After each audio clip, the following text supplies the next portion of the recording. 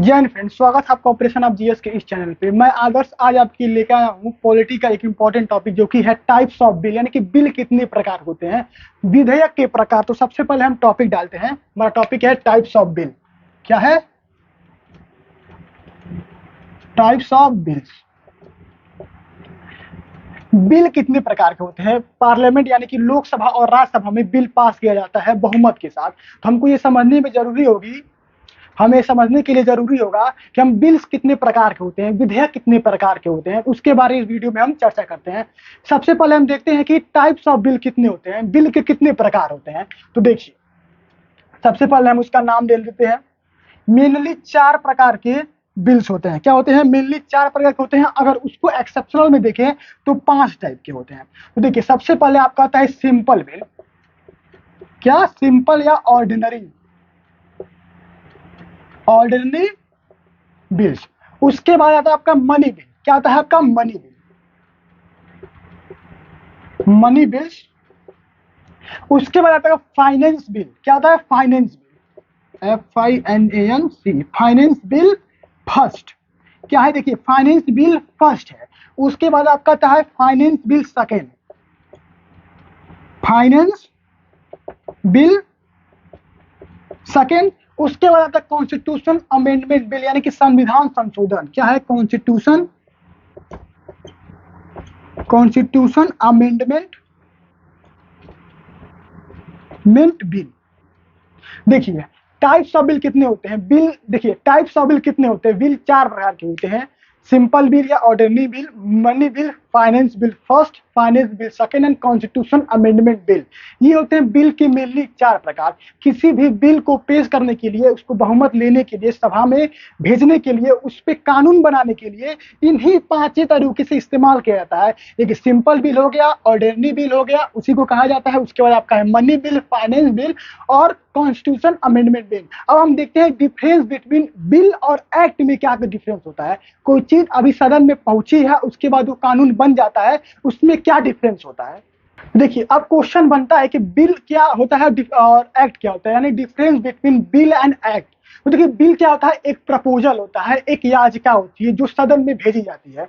क्या होता है? कोई किसी को प्रपोज करता है ना, कि अपनी भावना उसके प्रति रखता है, वैसे ही बिल होता है। बिल क्या होता है? लोकसभा। देखिए, क्या होगा बिल में? क्या होगा? देखिए, लोकसभा, कोई भी बिल लोकसभा प्लस राज्यसभा में पूरी बहुमत के पास होने के बाद कहा जाती है प्रेसिडेंट के पास, और प्रेसिडेंट क्या करते हैं? इस पे साइन करते हैं। तो ये क्या है? यहाँ पे ये बिल है, यानी कि लोकसभा में, सदन में एक प्रपोजल रखा गया, एक बिल पेश किया गया, यानी कि एक चीज पेश की, इसमें चाहते हैं लोगों की, देश के नागरिकों को ये कानून लागू किया जाए। यानी कि एक प्रपोजल है, अगर उसकी सहमति मिलती है सभी के द्वारा, तो अभी वो एक्ट है, अभी वो सदन में पहुंचा है, लोकसभा राज्यसभा, अभी वो एक्ट है, सॉरी अभी वो बिल है। जब उस पर राष्ट्रपति साइन कर देते हैं तो वो एक्ट में कन्वर्ट हो जाता है। क्या होता है? वो कानून बन जाता है। तो बिल एक प्रपोजल है जो लोकसभा और राज्यसभा के पास जाता है, जिसमें पूर्ण बहुमत के साथ अगर उसको पास किया जाता है तो वो प्रेसिडेंट यानी कि राष्ट्रपति के पास जाता है। जब वो राष्ट्रपति के पास जाता है और राष्ट्रपति उससे सहमत होते हैं, तो क्या करते हैं? उस पर अपना सिग्नेचर करते हैं, यानी कि साइन करते हैं। तब वो एक्ट में कन्वर्ट हो जाता है, यानी कि कानून बन जाता है। अब वो देश के नागरिकों को उसका पालन करना पड़ेगा, पुलिस द्वारा उसका पालन किया जाना पड़ेगा। तो ये था बिल और एक्ट में बेसिक डिफरेंस। अब हम देखते हैं टाइप्स, एक एक करके उसके टाइप्स के बारे में, कि सिंपल बिल्स क्या है और ऑर्डिनरी या मनी बिल क्या है। उससे पहले हम बेसिक डिफरेंस बेसिक कॉन्सेप्ट देख लेते हैं, बेसिक इंट्रोडक्शन देख लेते हैं किसी बिल के ऊपर। तो देखिए, पार्लियामेंट में क्या होता है? एक होता है पब्लिक बिल, एक होता है प्राइवेट बिल। हम समझते हैं पब्लिक बिल और प्राइवेट बिल में क्या डिफरेंस होता है। देखिए, पब्लिक मतलब जनता द्वारा, तो जो बिल पब्लिक मिनिस्टर्स कहा जाता है। देखिए, क्या होता है पब्लिक बिल? पब्लिक मेंबर या मिनिस्टर। देखिए, जैसे अब बीजेपी है सत्ता में, इस समय कौन है? बीजेपी, मोदी की सरकार है बीजेपी में, तो उनके भी जितने मिनिस्टर्स होंगे वो पब्लिक मिनिस्टर है, यानी कि वो लोग मंत्री पद पे बैठे हुए हैं। क्या है? वो पब्लिक मिनिस्टर्स हैं, यानी कि जनता द्वारा चुन के गए और वो उनकी जो पार्टी है वो मेजॉरिटी में आई, जिसके कारण उनके मेंबर्स मंत्री बने। क्या बने? मिनिस्टर या मंत्री बने। तो ये लोग जिस बिल को लेके आएंगे उसको क्या कहा जाएगा? पब्लिक बिल कहा जाएगा। इसको पब्लिक बिल कहा जाएगा। समझिए, बीजेपी, इनके मिनिस्टर किसी बिल को लेके आते हैं, इसको पब्लिक बिल कहा जाता है। और ये कांग्रेस क्या है? कांग्रेस अब क्या अपोजिशन में है, यानी कि उनके मेंबर्स तो जीते हैं, उनके मेंबर हैं, उनके सदस्य जीते हैं और लोकसभा और राज्यसभा में बैठे हैं, लेकिन वो बहुमत की सरकार नहीं है, इसलिए वो अपोजिशन में यानी कि विपक्ष में है। और विपक्ष में होने के कारण उनके पास कोई मिनिस्टर तो होंगे नहीं, बस उनके मेंबर्स हैं। तो जो अपोजिशन पार्टी के मेंबर किसी बिल को लेके आते हैं, जो क्या कहा जाता है, प्राइवेट बिल। तो देखिए, पब्लिक बिल और प्राइवेट बिल में क्या अंतर होता है। पब्लिक बिल वो होता है जो मिनिस्टर या जो रूलिंग पार्टी है, जो मेजोरिटी की पार्टी है, जिसकी सरकार है, उनके मिनिस्टर किसी बिल को लेके आते हैं, उसको पब्लिक बिल कहा जाता है। और जो अपोजिशन यानी विपक्ष में जो पार्टी है, उनके मेंबर्स किसी बिल को लेके सदन में आते हैं, उसको कहा जाता है प्राइवेट बिल। आप समझ गए होंगे पब्लिक बिल और प्राइवेट बिल में क्या डिफरेंस होता है। हम देखते हैं कुछ बेसिक डिफरेंस, पब्लिक बिल और प्राइवेट बिल में बेसिक डिफरेंस क्या क्या होते हैं, उसके बारे में हम देखते हैं। तो देखिए, it is introduced in the parliament by minister. ये मिनिस्टर्स के द्वारा इंट्रोड्यूस किया जाता है। क्या किया जाता है, मिनिस्टर्स के द्वारा, यानी कि मंत्रीगण द्वारा इंट्रोड्यूस किया जाता है। और देखिए, प्राइवेट बिल क्या होता है, अभी हमने पढ़ा, it is introduced by the member of the parliament other than a minister. क्या है, मिनिस्टर के अलावा, यानी कि जो अपोजिशन की जो पार्टियां हैं, देखिए होता क्या है, किसी भी पार्टी में 15% से ज्यादा मिनिस्टर्स नहीं हो सकते और 12% से कम नहीं सकते, इंक्लूडिंग पीएम। तो देखिए, इतने लोग मिनिस्टर्स होते हैं, उसके बाद मेंबर होते हैं, चाहे वो अपोजिशन की पार्टी हो या रूलिंग पार्टी हो। जाहिर सी बात है, जो रूलिंग पार्टी है, जो सरकार जीत के है, जो बहुमत की सरकार बनाई है, वो उसी के मिनिस्टर्स होंगे। तो देखिए, प्राइवेट बिल क्या होता है, उनके मिनिस्टर्स के ज्यादा, सॉरी, मिनिस्टर्स के अलावा, यानी मेनली होता है वो प्राइवेट मेंबर्स होते हैं, यानी कि जो अपोजिशन के मेंबर होते हैं, कोई बिल लेके आते हैं, उसको प्राइवेट बिल कहा जाता है।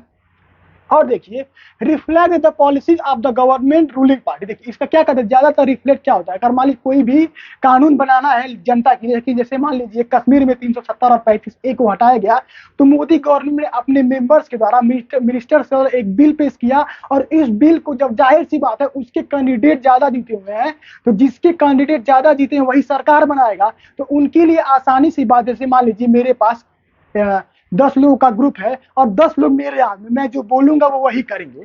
और किसी भी बिल को पास कराने के लिए 6 या 7 लोगों की जरूरत है, तो जाहिर सी बात है, जब मेरे आदमी 10 लोग हैं, उसमें सभी लोग हाथ खड़ा करेंगे मैं जो बोलूंगा। तो वैसे ही पार्लियामेंट यानी कि लोकसभा और राज्यसभा में भी होता है कि कोई भी बिल आता है तो उनके मिनिस्टर की ज्यादा है, तो जाहिर सी बात बोलने की मैं इस बिल से सहमत हूँ, वोटिंग होगा और अपना वोट देंगे। तो देखिए, कोई भी पब्लिक बिल आता है, उनके मिनिस्टर्स के द्वारा लाया जाता है, तो उनके मिनिस्टर के द्वारा जब लाया जाएगा, तो जाहिर सी बात है रूलिंग पार्टी के द्वारा लाया जाएगा। तो ये होता है आपका second part. It reflect the stand of the opposition party on a public matter. देखिए, अपोजिशन पार्टी, जाहिर सी बात है प्राइवेट बिल को कौन लाएगा, अपोजिशन पार्टी लाएगी। पब्लिक मैटर यानी कि जनता के लिए लाएगी। कोई बिल ऐसा होता है जो प्राइवेट मेंबर्स चाहते हैं, यानी कि जो अपोजिशन के मेंबर जीत के गए हैं, जिनकी सरकार नहीं बनी है, वो किसी बिल को लेके आते हैं, लेकिन उनको भी बहुमत की जरूरत है। जितने भी लोग 250 या 550 लोग सदन में बैठे हैं, उनसे बहुमत की जरूरत है, चाहे वो मिनिस्टर्स हो, रूलिंग पार्टी की, अपोजिशन के हो, उनको बिल के ऊपर बहुमत की जरूरत होती है। तो जाहिर सी बात है, जो प्राइवेट बिल होंगे वो ज्यादातर आपके अपोजिशन पार्टी के मेंबर लेके आते हैं। अब देखते हैं हमारा अगला part, it is greater chance to approved by the parliament. इससे आप क्या समझते हैं, it is a greater chance to approved by the parliament. देखिए, अगर वही बात हो गई, मान लीजिए मेरे पास 10 लोग हैं किसी काम के लिए, यानी कि मेरे साथ 10 लोग खड़े हैं, मैं किसी चीज पर अपनी हामी भरता हूँ, वो 10 लोग मेरे साथ हामी बनेंगे। तो लोकसभा में और राज्यसभा में यही होता है, मैंने किसी बिल को लेके आया, सदन में बैठा, मेरी बहुमत ज्यादा है, तो देखिए क्या होता है कि मैं अगर किसी बिल को रख रहा हूं और मेरी बहुमत ज्यादा है, मेरे कैंडिडेट ज्यादा जीते हुए हैं, तो मेरी सारी बात को सहमत होंगे, क्योंकि मेरे मेंबर्स हैं वो। तो ऐसे चांसेस में क्या होता है, ऐसी चीजों में क्या होता है कि अगर कोई रूलिंग पार्टी यानी कि जिसकी सरकार हो किसी बिल को लेके आती है, जैसे मान लिया बीजेपी को ले लीजिए, या यूपी में बीजेपी जीती हुई, उसकी ज्यादा सीटें बीजेपी की है, तो होगा क्या, अगर योगी गवर्नमेंट या योगी सरकार किसी के मेंबर या खुद योगी सरकार किसी बिल को लेके आते हैं, तो उनके मेंबर ज्यादा है। जब उनके मेंबर ज्यादा है तो सभी लोग उस बात पे हारी बनेंगे। तो इस कंडीशन में होता क्या है कि उनके ज्यादातर चांसेस होते हैं कि वो बिल को पास कर लिया जाएगा। जैसे मान लीजिए अगर योगी सरकार किसी बिल को लेके आती है, तो सभी लोग बोलेंगे हाँ मैं इस बिल से सहमत हूँ, तो जाहिर सी बात है बिल से सहमत है तो बिल पास हो गया। अपोजिशन के बारे अपोजिशन में जितने लोग हैं, कितने भी बोले कि मुझे इस बिल से सहमत नहीं है, उनके पार्टी के लोग सहमत हैं और पूरे मेंबर्स को कलेक्ट करके 50% +1 अगर मेंबर ने किसी बिल के ऊपर अपना बिल वोट दे दिया तो वो बिल पास मान लिया जाता है। तो इस केस में होता क्या है तीसरे पॉइंट के अनुसार से कि जो रूलिंग पार्टी के जो मेंबर्स बिल लेके आते हैं उनके ज्यादा सा चांसेस होते हैं अप्रूव होने के, और जैसे प्राइवेट मेंबर्स के मेंबर्स कम है, और अगर मान लीजिए कांग्रेस किसी बिल को लेके आती है तो बीजेपी वाले जाहिर सी बात ही बोलेंगे इस बिल में ये कमी, उस बिल में ये कमी है, मैं इस पे वोट नहीं दूंगा। तब क्या होगा, उसके लेस चांसेस है क्योंकि उसके कैंडिडेट कम जीते हुए हैं, उनके साथ कम लोग खड़े हैं, तो उसका कम चांसेस होता है अप्रूव के लिए। अब हम देखते हैं अपना next point, introduce in the house required 7 day notice. अब याद रखिए ये क्वेश्चंस में पूछता है कि अगर कोई पब्लिक मिनिस्टर यानी कि पब्लिक बिल कोई लाता है मिनिस्टर्स के द्वारा, यानी कि बीजेपी गवर्नमेंट अगर किसी बिल को लेके आती है सदन में, तो उसको 7 दिन पहले सदन में बताना होता है कि मैं एक बिल ला रहा हूं इस पर्टिकुलर टॉपिक पे, यानी कि 370 और 35 से चाहे नए कानून बनाने यानी टैक्स कलेक्शन या जीएसटी के ऊपर कोई बिल आ रहा है, तो पब्लिक मेंबर यानी कि जो रूलिंग पार्टी के मिनिस्टर है उनको 7 दिन पहले बताना पड़ता है। ये क्वेश्चन आपसे जरूर पूछता है कि इसमें डिफरेंस बताइए, 7 दिन पहले बनाना पड़ता है या कितने दिन पहले बताना पड़ता है। तो पब्लिक बिल्स के ऊपर गवर्नमेंट को 7 दिन पहले नोटिस देना पड़ता है कि मैं एक पर्टिकुलर मैटर के ऊपर एक बिल पेश करना चाहता हूँ। उसके ऊपर विपक्ष क्या करते हैं, उस पर सवाल खड़ा करती है, उसको काउंटर के लिए उसको 7 दिन मिलते हैं। लेकिन वही अगर कोई प्राइवेट मेंबर उस बिल को लेके आता है, यानी अपोजिशन पार्टी के या जो मिनिस्टर नहीं है, वो व्यक्ति अगर उस बिल किसी बिल को लेके आता है तो क्या होता है, उसको 30 दिन पहले यानी कि 1 महीने से पहले नोटिस देना पड़ेगा। पब्लिक मिनिस्टर अगर किसी बिल को लेके आता है उसको 7 दिन पहले नोटिस देना पड़ता है कि मैं इस बिल के ऊपर यानी इस मैटर के ऊपर एक बिल ला रहा हूं। लेकिन अगर वही प्राइवेट मिनिस्टर को किसी बिल को पेश करना है तो 1 महीने पहले उसको नोटिस देना पड़ेगा कि मैं एक बिल लाना चाहता हूं इस मैटर में। तो ये था basic concept of public bill and private bill. I hope आपको समझ में आ गया होगा। अगर आप इसका स्क्रीनशॉट लेना चाहें तो ले सकते हैं, अगर आप नोट करना चाहें तब भी नोट कर सकते हैं। अगर आप इस वीडियो पे नए हैं तो इस वीडियो को लाइक कीजिए, चैनल को सब्सक्राइब कीजिए और कमेंट बॉक्स में हमें बताइए कि आपको वीडियो कैसा लगा। अब हम देखते हैं अपने अगले पॉइंट्स के बारे में। तो हम देखते हैं सिंपल बिल या ऑर्डिनरी बिल के बारे में पढ़ते हैं, यानी साधारण बिल क्या होता है तो उसके बारे में हम समझते हैं। तो देखिए प्राइवेट मिनिस्टर्स या पब्लिक मिनिस्टर कोई भी ला सकता है। अगर सिंपल बिल की बात करें या ऑर्डिनरी बिल की बात करें तो प्राइवेट मेंबर या पब्लिक मेंबर यानी कि मिनिस्टर्स या नॉन मिनिस्टर जो भी व्यक्ति सदन में जीत के पहुंचा है लोकसभा या राज्यसभा में, वो दोनों में से कोई भी उस सिंपल बिल को ला सकता है। क्या हो सकता है, दोनों में से कोई लोग भी क्या करते हैं सिंपल बिल को ला सकता है। Introduce in any house, introduce in any house का मतलब क्या है, ये बिल लोकसभा या राज्यसभा दोनों में से कहीं भी स्टार्ट हो सकता है। क्या हो सकता है, ये सिंपल बिल या ऑर्डिनरी बिल लोकसभा या राज्यसभा में कहीं स्टार्ट हो सकता है। अगर लोकसभा में स्टार्ट होगा तो वहां बहुमत के सब बाद आपको राज्यसभा में भेजा जाएगा। अगर राज्यसभा में स्टार्ट होता है तो वहां की बहुमत को आपको लोकसभा में भेजा जाएगा। अब देखते हैं और क्या होता है। देखिए विदाउट प्रेसिडेंट रिकमेंडेशन यानी कि प्रेसिडेंट की सहमति की जरूरत नहीं है। बिल क्या होता है, कई सारे ऐसे बिल्स होते हैं जिसके बारे में हम पढ़ेंगे जिसमें राष्ट्रपति की सहूलियत यानी कि राष्ट्रपति की रजामंजूरी होना जरूरी है। विदाउट रिकमेंडेशन ऑफ प्रेसिडेंट का मतलब ये है इस टॉपिक में कि प्रेसिडेंट की सहमति की होने की जरूरत नहीं है, यानी प्रेसिडेंट को बताना नहीं पड़ेगा कि हम ये सिंपल बिल ला देगा। किसी बिल को सिंपल बिल लेके के माध्यम से लेके आ रहे हैं तो प्रेसिडेंट को बताने की जरूरत नहीं है, उनकी सहमति की जरूरत नहीं है। ये आपसे क्वेश्चन में पूछता कि कौन से ऐसे बिल है जिसे प्रेसिडेंट की रिकमेंडेशन की जरूरत होती है और कौन से ऐसे बिल है जिसे प्रेसिडेंट की रिकमेंडेशन की जरूरत नहीं क्या होती है, नहीं होती है। अमेंडेड या चेंज बाय एनी हाउस, देखिए सिंपल बिल में हमने पढ़ा क्या कि ये दोनों हाउस में कहीं भी आ सकता है, लोकसभा या राज्यसभा दोनों में आ सकता है। कोई भी मिनिस्टर पब्लिक मिनिस्टर हो या प्राइवेट मिनिस्टर कोई भी ला सकता है। इसमें प्रेसिडेंट की रिकमेंडेशन की जरूरत नहीं होती है। अगर लोकसभा और राज्यसभा में कोई भी इसको अमेंड या चेंज कर सकता है। जैसे मान लीजिए कोई बिल लोकसभा में पास हुई और वो राज्यसभा में गया तो राज्यसभा में कहा कि मुझे इन चीजों के बारे में समझ में नहीं आ रहा है, मुझे चीजें गलत लग रही हैं, मैं इसको सुधार करके इस तरीके से करना चाहता हूं, तो वो कर सकता है। और ऐसे भी अगर राज्यसभा में पास होकर आता है तो लोकसभा में भेजता है तो लोकसभा भी उस बिल को अमेंड कर सकता है, यानी चेंज कुछ चीजों के प्रावधान को चेंज कर सकता है। तो ये था सिंपल बिल के बारे में या ऑर्डिनरी की बिल के बारे में। अब हम देखते हैं अपने अगले टॉपिक के बारे में। अगर आपको वीडियो अच्छा लग रहा है तो इस वीडियो को चैनल लाइक कीजिए, चैनल को सब्सक्राइब कीजिए। सिंपल बिल के बारे में और पढ़ते हैं। तो देखिए क्या होता है, सिंपल बिल में अगर कोई सदन में पास किया जाता है लोकसभा या राज्यसभा में, समझ लीजिए लोकसभा में किसी मत को पास किया गया यानी कि बिल को पास कर दिया गया, तो वो अगले हाउस में 6 महीने तक रुक सकता है। क्या होता है, अगर मान लीजिए किसी बिल के ऊपर लोकसभा ने पास कर दिया सिंपल बिल को, वो राज्यसभा में गया तो राज्यसभा उस बिल को 6 महीने तक रख सकता है। अगर 6 महीने के अंदर अंदर उसने उस बिल के ऊपर रजामंदी या अपना मेजॉरिटी या माइनॉरिटी का उसमें थप्पा नहीं लगाया उसके बाद प्रेसिडेंट एक ज्वाइंट सेशन बुलाते हैं, यानी कि दोनों सदनों को बुलाते हैं, लोकसभा और राज्यसभा को बुलाते हैं एक जगह पे। उसके बाद उस पर चर्चा करते हैं और बिल को बोलते हैं पास करो या रिजेक्ट करो। तो ये था सिंपल बिल के बारे में, यानी कि सिंपल बिल के मैटर में प्रेसिडेंट ज्वाइंट सेशन को बुला सकते हैं, यानी कि दोनों सदनों को बुला सकते हैं। और राज्यसभा या लोकसभा किसी बिल के ऊपर सिंपल बिल में 6 महीने तक उस बिल को होल्ड करके रख सकती है। उसके बाद प्रेसिडेंट उस पर क्या बुलाएंगे, ज्वाइंट सेशन, यानी कि दोनों सदनों को बुला के उस पर बहुमत या वोट कराया जाएगा।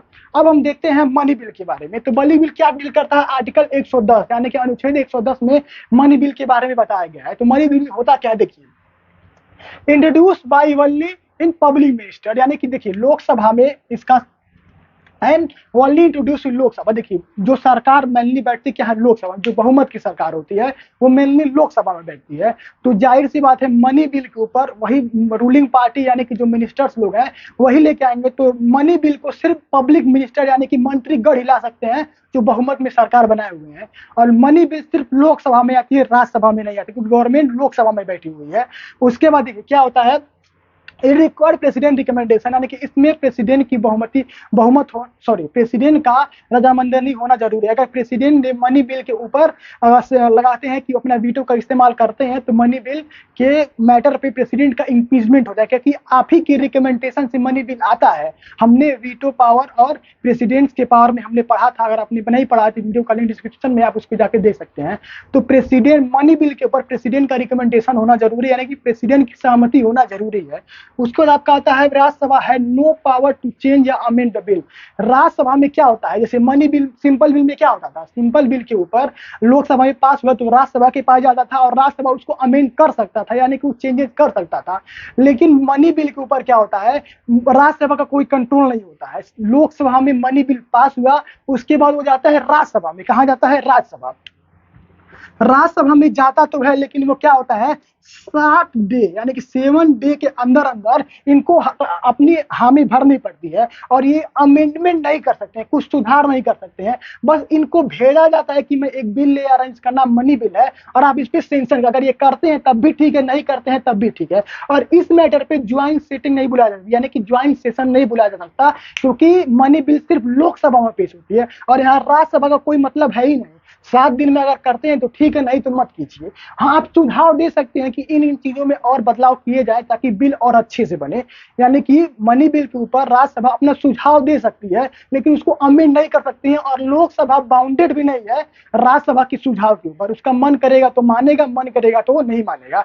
तो ये था मनी बिल। तो अब फिर देखते हैं समरी मनी बिल के बारे में। आर्टिकल 110 मनी बिल के बारे में डील करता है। इसमें ज्वाइंट सेशन नहीं बुलाया जा सकता है, प्रेसिडेंट की रिकमेंडेशन की जरूरत होती है। ओनली इंट्रोड्यूस इन राज्यसभा और पब्लिक मिनिस्टर्स इसको लेके आते हैं और राज्यसभा का इसके ऊपर कोई बाउंडेशन नहीं होता, ये अपना सुझाव दे सकता है, लोकसभा माने या ना माने। तो ये था मनी बिल के बारे में। अब देखते हैं हम फाइनेंस बिल के बारे में। एक क्वेश्चन ज्यादातर पूछता है कि फाइनेंस बिल मनी बिल के अंदर आता है कि मनी बिल फाइनेंस बिल के अंदर आता है। देखिए एक सर्कल बनाते हैं आपको समझने के लिए। ये एक बड़ा सर्कल है, क्या है, एक बड़ा सर्कल है, एक ये छोटा सर्कल है। तो आपसे क्वेश्चन क्या पूछेगा कि मनी बिल फाइनेंस बिल के अंदर आता है कि फाइनेंस बिल मनी बिल के अंदर आता है। तो आप नोट कीजिए, फाइनेंस बिल के अंदर मनी बिल आता है। ये क्या है, मनी बिल, मनी बिल। और इसके अंदर क्या आता है, फाइनेंस बिल, फाइनेंस बिल। तो देखिए आप याद रखिए, फाइनेंस बिल के अंदर मनी बिल आता है।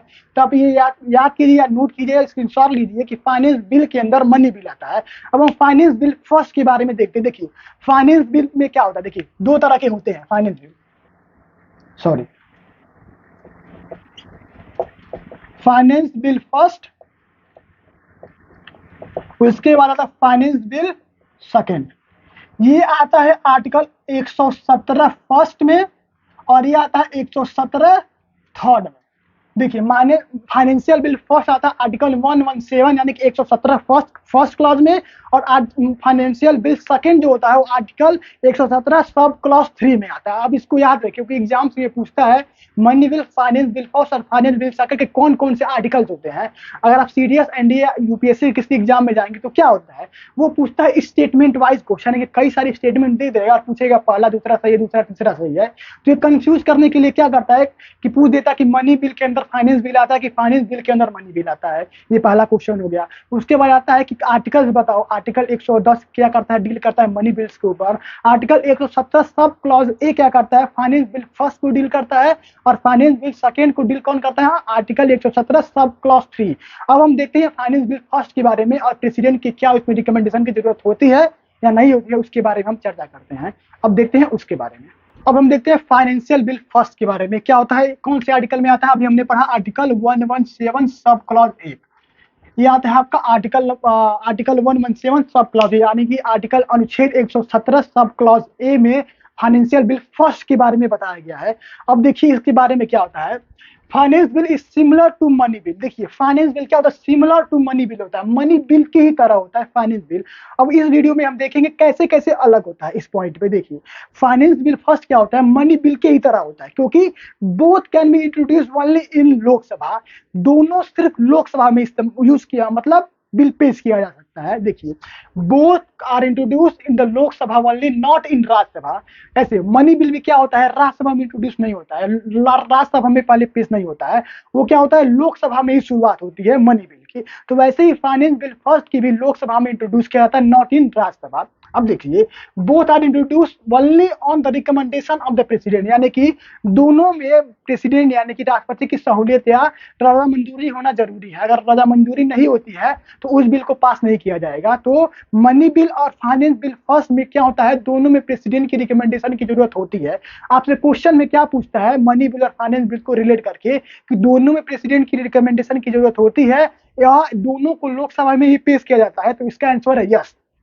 अब अपने अगले पॉइंट को देखिए। देखिए राज्यसभा कैन अमेंड और रिजेक्ट द बिल। लोग मनी बिल में ऐसा नहीं था, मनी बिल में 14 दिन का नोटिस पीरियड था राज्यसभा के ऊपर, और उसमें अमेंड नहीं कर सकता था, वो सुधार दे सकता था या सुझाव दे सकता था कि इन चीजों को आप बदल सकते हैं। लेकिन फाइनेंस बिल फर्स्ट में राज्यसभा को ये पावर है कि वो उस चीज को अमेंड कर सकती है बिल के ऊपर या उसको रिजेक्ट कर सकती है। मनी बिल और फाइनेंस बिल फर्स्ट देखिए यहाँ पे अलग हो जाता है, दोनों की रिकमेंडेशन की जरूरत है, दोनों को राज्यसभा में लोकसभा में पेश किया जा रहा है, लेकिन उसमें राज्यसभा की रिकमेंडेशन या उसको अमेंड या रिजेक्ट नहीं कर सकता था राज्यसभा।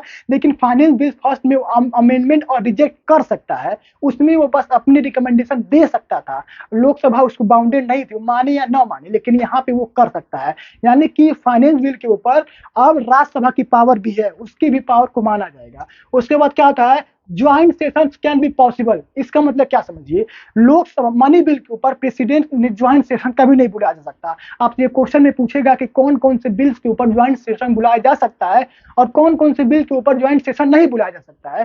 तो लोकसभा में और राज्यसभा में बिल पेश हुआ तो मनी बिल लोकसभा में पेश होती है, फाइनेंस बिल भी लोकसभा में पेश होती है, तो उसके ऊपर लोग मनी बिल के ऊपर प्रेसिडेंट ज्वाइंट सेशन नहीं बुला सकते थे। लेकिन फाइनेंस बिल फर्स्ट में प्रेसिडेंट ज्वाइंट सेशन बुला सकते हैं, क्योंकि यहाँ राज्यसभा को पावर है कि उसको अमेंड या रिजेक्ट कर सकती है। और देखिए अगला क्या है, president can use veto power. इसका मतलब समझिए, एब्सोल्यूट वीटो, पॉकेट वीटो और सस्पेंसिव वीटो, जो प्रेसिडेंट के 3 वीटो पावर है, मनी बिल के ऊपर नहीं इस्तेमाल कर सकते, लेकिन फाइनेंस बिल फर्स्ट के ऊपर प्रेसिडेंट अपना वीटो का इस्तेमाल कर सकते हैं। तो ये था फाइनेंस बिल फर्स्ट के बारे में। देखिए आप इसकी स्क्रीनशॉट लेना चाहें तो ले सकते हैं, और कितने आसान तरीके से हमने समझा छोटे छोटे पॉइंट्स के बारे में, बिल्कुल कॉन्सेप्ट को खोल के। अगर आपको वीडियो अच्छा लग रहा है तो वीडियो को लाइक कीजिए और चैनल को सब्सक्राइब कीजिए। अब अपने हम लास्ट पॉइंट को देखते हैं, इसका नाम है फाइनेंस बिल सेकेंड। उसके बाद कॉन्स्टिट्यूशन अमेंडमेंट बिल के ऊपर हम चर्चा करेंगे। अब हम देखते हैं फाइनेंस बिल सेकंड के बारे में क्या आता है। आर्टिकल 117 थर्ड क्लॉज में आता है, यानी कि अनुच्छेद 117 तीसरे क्लॉज में फाइनेंस बिल सेकंड की बात करता है। अब इसके बारे में कुछ पॉइंट देखते हैं। Introduce in the either house of the parliament, recommendation of president is not necessary, it can be either rejected और amended by any of the parliament houses. इसका मतलब समझिए, फाइनेंस बिल सेकंड में क्या होता है, introduce by either house of parliament, वो किसी भी सदन में स्टार्ट किया जा सकता है। फाइनेंस बिल सेकंड में चाहे वो लोकसभा में स्टार्ट हो चाहे वो राज्यसभा में स्टार्ट, यानी कि दोनों में स्टार्ट किया जा सकता है। ऐसा नहीं कि बस लोकसभा में स्टार्ट कर सकते हैं, ऐसा भी नहीं है कि बस राज्यसभा में स्टार्ट कर सकते हैं। उसके बाद क्या है, प्रेसिडेंट की रिकमेंडेशन की जरूरत नहीं होती है। क्या होता है, प्रेसिडेंट की रजा मंजूरी की जरूरत नहीं होती है, बिना उनके मंजूरी के इस बिल को पेश किया जा सकता है। और क्या होता है, it can be either rejected और amendment by the either house of the parliament, यानी कि जैसे मनी बिल पे ये था कि लोकसभा अगर अमेंड कर उसके भेजता है राज्यसभा में, तो राज्यसभा उसको अमेंड नहीं कर सकता, ना ही चेंज कर सकता है। लेकिन फाइनेंस बिल फर्स्ट में क्या सकता है, राज्यसभा उसको अमेंड या रिजेक्ट कर सकता है।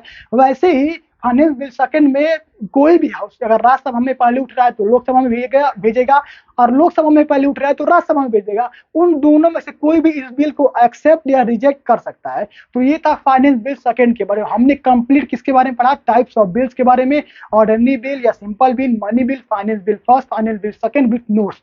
अगर आपको वीडियो अच्छा लग रहा है प्लीज वीडियो को लाइक कीजिए, चैनल को सब्सक्राइब कीजिए, और साथ ही साथ हमारे सोशल मीडिया के चैनल्स को फॉलो कीजिए, जिसका लिंक डिस्क्रिप्शन में है। आप हमारे फेसबुक चैनल और इंस्टा चैनल पर हमसे जुड़ सकते हैं। तब तक के लिए बने रहिए हमारे साथ। जय हिंद।